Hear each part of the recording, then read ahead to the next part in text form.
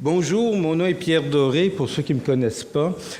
J'ai l'honneur d'être le président de l'Institut de coopération pour l'éducation des adultes. On me demandait tout à l'heure qu'est-ce que ça fait. Bien, ça préside d'une certaine manière, dans la mesure où le président organise en quelque sorte et participe aux débats du conseil d'administration, du comité exécutif et donne son petit grain de sel sur les orientations et sur les actions à réaliser. Au nom de mes collègues du conseil d'administration et du comité exécutif, au nom de la permanence de nos trois personnes qui assurent cette permanence, j'allais dire jour et nuit, mais quand même, on n'est pas des bourreaux, mais de façon systématique. Je vous souhaite la bienvenue à cet événement sur l'avenir de l'éducation des adultes. Ce qu'il faut dire d'abord, c'est que l'ICEA a 70 ans, a eu 70 ans et on avait à ce moment-là lancé une opération sur l'histoire, non pas de l'Institut, mais de l'histoire de l'éducation des adultes en général, et ce qui a donné lieu à toutes sortes d'activités dans toutes sortes de milieux. On a été en fait les premiers surpris de voir comment ce projet avait essaimé dans tout le Québec. Et à la suite, dans le fond, de cette année sur l'histoire, on se disait qu'il faut mettre, une fois qu'on a travaillé sur le passé, il s'agit, dans le fond, de penser l'avenir. Et c'est à ce moment-là que nous avons pensé à organiser cet avenir, ce forum, en quelque sorte, sur l'avenir de l'éducation des adultes. Je vais juste présenter en quelques mots un petit peu, dans le fond, le contexte dans lequel on se retrouve et un peu l'esprit dans lequel on veut travailler. Et comme je n'ai pas 3 heures devant moi, là, qui est le format d'un cours d'habitude, mais plutôt 3 minutes, je vais rester un peu collé à mon texte avant que Daniel là, fasse des simagrées pour me dire d'arrêter. Donc, je veux juste rappeler d'abord qu'en 2013, en fait, nous avions organisé un événement qu'on avait appelé les 24 heures pour le Québec apprenant, au cours duquel nous avions réfléchi collectivement à 20 actions à entreprendre au cours des années suivantes. On a pensé, à la suite, justement, des leçons, en quelque sorte, de retirer de l'histoire, penser, dans le fond, vous convier à ce forum pour différentes raisons, dont les principales tiennent, nous semble-t-il, à la présence de nombreux changements dans le contexte social et le contexte éducatif, et à différentes situations relevant d'autant d'enjeux sociaux que des enjeux éducatifs. Parmi les enjeux importants que nous avons repérés, en quelque sorte, un premier, c'est que depuis près de 40 ans, les politiques publiques ont connu des changements importants dans les modes de gestion de l'État. Et on sait comment l'État est une figure et un acteur important du développement de l'éducation des adultes et de l'éducation en général. Donc, c'est des changements importants dans les modes de gestion de l'État et dans l'allocation des ressources, et donc le financement de l'action publique et de notre action en grande partie. À cet égard, plusieurs d'entre nous ont ressenti directement les conséquences de ces changements, comme l'a montré notre recherche sur les dernières coupures qu'on peut consulter sur le site, où on voit effectivement comment les coupures des années 2014-2015 ont insidieusement, en quelque sorte, grugé, en quelque sorte, l'activité de la majorité, sinon la totalité, des organismes en éducation des adultes. Et l'ICA, la première, puisque nous aussi, on avait fait l'objet de ces coupures. Il y a eu une autre facette à ces coupures, c'est le ras-le-bol de la population, comme le soulignent les chaînes humaines autour des écoles publiques. C'est-à-dire que ça a créé, en quelque sorte aussi, un mouvement d'opposition et un mouvement de résistance face à ces problèmes de coupure et aux effets que ces coupures avaient sur les ressources publiques en éducation. Ces politiques ont contribué à redistribuer les cartes entre les différents segments de l'éducation des adultes, avec différentes mesures de professionnalisation du champ et l'accent mis sur la formation professionnelle et technique, sur la formation des salariés. Par exemple, la loi du 1 % a changé dans beaucoup d'entreprises la donne quant à l'importance et à la place de l'éducation des adultes et l'éducation des salariés dans le développement même des entreprises. En même temps, alors que certains avaient enterré l'éducation populaire, différentes initiatives ont contribué à rappeler son existence, son originalité et sa pertinence. En même temps, les enquêtes ont montré le maintien des enjeux éducatifs relatifs à l'analphabétisme et à la littératie en soulignant l'absence de progrès qui s'était produit dans la population. C'est vrai au Québec, c'est vrai aussi dans plusieurs grandes sociétés développées. L'ICA ainsi que de nombreux établissements et groupes en éducation ont eu beaucoup d'espoir dans la formulation et la mise en œuvre d'une politique en 2002, mais cet espoir a fondu devant l'indifférence des acteurs politiques qui eux-mêmes n'y croyaient pas et qui ont, en quelque sorte, pas renouvelé les actions qui auraient pu être prises avec cette politique.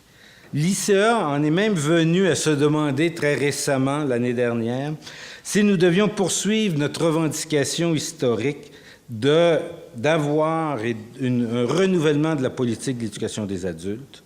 Et finalement, après un débat particulièrement intéressant, on a convenu qu'il fallait continuer de poursuivre en ce sens et de demander, en quelque sorte, une politique systématique d'éducation des adultes. En même temps, au cours du temps, de nombreux enjeux majeurs se sont faits plus nombreux. Revendications des femmes pour l'égalité sont toujours présentes. Revendications des Autochtones pour le respect, l'égalité, des nouvelles conditions de développement économique ont pris une place beaucoup plus importante dans les communautés autochtones, dans les Premières Nations, mais dans l'ensemble de la population québécoise et canadienne. On se retrouve depuis quelques années, semble-t-il, en situation de pénurie de main-d'œuvre. La fracture numérique qui s'établit souvent en fonction de l'âge et qui nous rappelle que l'éducation des adultes ne doit pas uniquement s'adresser à la population active, mais à l'ensemble de la population. Et cette fracture numérique, on la sent en particulier chez les personnes retraitées, les personnes âgées, qui, d'une part, ont de la difficulté à apprivoiser, je dirais, les technologies de l'information, mais qui, en même temps, participent, quand c'est l'occasion leur en est donnée, participent nombreuses à des formations pour, justement, apprivoiser ces appareils qui sont devenus incontournables et dont on fait en sorte qu'ils deviennent incontournables. Le gouvernement en ligne, en quelque part, transforme en quelque sorte les rapports des citoyens avec le gouvernement et, en quelque part, montre très bien l'importance de lutter contre la fracture numérique. La montée des populismes sur un plan plus politique rappelle aussi l'importance de la formation citoyenne. La dernière campagne électorale a aussi mis de l'avant l'enjeu du climat et de l'environnement, ce qui peut se traduire dans nos termes par une éducation à l'environnement qui ne soit pas uniquement scolaire, mais bien citoyenne. L'éducation des adultes s'est aussi largement diversifiée dans ses formules et ses manières de faire. Des formules très proches de la formation informelle. Et si je peux utiliser une expression, on s'aperçoit qu'en fait, les formules de formation informelle structurée et organisée deviennent de plus en plus nombreuses et de plus en plus importantes. Globalement, ces différents enjeux et une mise en œuvre effective du droit à l'éducation pour tous appellent le respect de la diversité des actions en éducation des adultes, sa reconnaissance et l'attribution des ressources à la hauteur des défis. Nous avons invité pour réfléchir sur l'avenir. Comment est-ce qu'on conçoit cet avenir et quel est le sens de cette réflexion pour nous? L'avenir, c'est l'avenir que nous anticipons et c'est aussi l'avenir auquel nous aspirons, auquel nous désirons. Nous devons être à la fois réalistes et utopistes. En m'en venant dans l'autobus, je me disais tout à l'heure que dans le fond, ce qu'il faut qu'on fasse, c'est en quelque sorte poser les bases d'une nouvelle organisation de l'éducation des adultes qui serait en quelque sorte post-professionnalisation, qui permettrait, qui parlerait à toute la population et non pas uniquement à la main-d'œuvre active. La main-d'œuvre active est fondamentale, mais le reste de la population aussi. Une éducation des adultes qui serait capable de travailler au niveau politique, économique, idéologique, qui permettrait en quelque sorte d'exercer un droit élargi à l'éducation des adultes. Surtout, nous désirons avoir cette réflexion ensemble. Un des traits de ces 70 ans d'éducation des adultes, c'est qu'on a toujours travaillé avec les acteurs de l'éducation des adultes avec les acteurs au sens vraiment très large.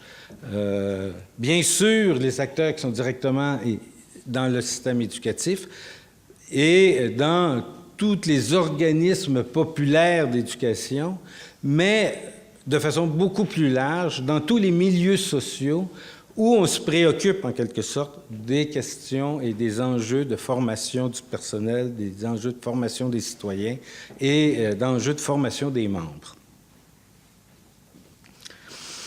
Un avenir, on veut réfléchir à un avenir qui n'est pas seulement soumis au poids des événements et des tendances, mais celui d'acteurs qui sont porteurs d'une vision de conviction et de valeurs. Un avenir qui a un horizon de 5 à 10 ans, mais qui peut être aussi un avenir plus immédiat, en se rappelant en quelque sorte que nous avons un nouveau gouvernement, que quand on regarde le programme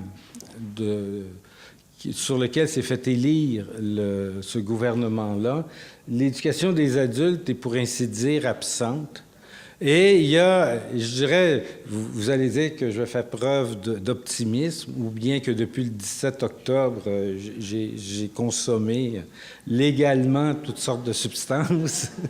Mais si d'un côté, c'est désolant de voir que l'éducation des adultes est absolument pas présente et peu présente, et quand on a fait le débat entre les partis politiques, on s'en est aussi beaucoup rendu compte. Donc, si d'un côté, donc, c'est désolant, de l'autre côté, ce qu'on peut se dire, c'est qu'on a une marge de manœuvre très grande pour essayer d'influencer le nouveau ministre de l'Éducation et de l'Enseignement supérieur pour proposer, en quelque sorte, des orientations, puisque, en tout cas formellement, son parti n'a pas vraiment d'idée tout faite. Donc, nous, on peut lui en proposer. Donc, voilà, d'une certaine manière, donc, on a une porte ouverte. Il s'agit de la prendre et de s'engouffrer pour proposer globalement et collectivement un nouveau programme ou une nouvelle politique. Voilà un peu ce que je voulais vous dire pour lancer, en fait, cette journée. Je vais vous laisser maintenant dans les mains et les paroles de Daniel, qui va nous expliquer plus en détail quel est le déroulement de la journée. Encore une fois,